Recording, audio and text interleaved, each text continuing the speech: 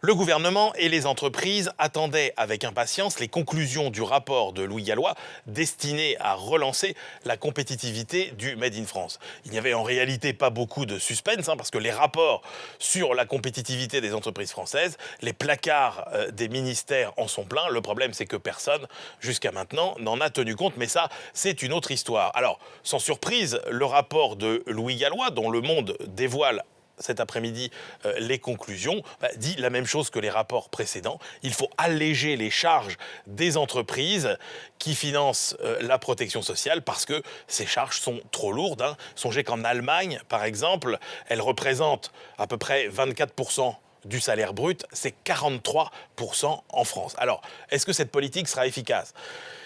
Le rapport de Louis Gallois dit apparemment il faut transférer 40 milliards d'euros de charges.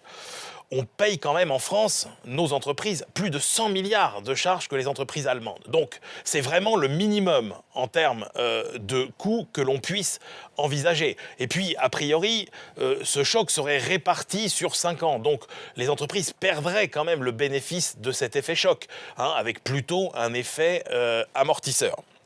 Alors, comment ce sera financé est la question. Le gouvernement a refusé de jouer la carte de la TVA, qui était pourtant économiquement la plus efficace, puisque la TVA, en plus de permettre la baisse du coût du travail, elle frappe les produits importés de l'étranger. Et donc, c'était un surcroît de compétitivité pour les produits made in France. Mais le gouvernement de gauche juge que c'est un impôt injuste, et donc ce sera la CSG qui fera sans doute la jonction.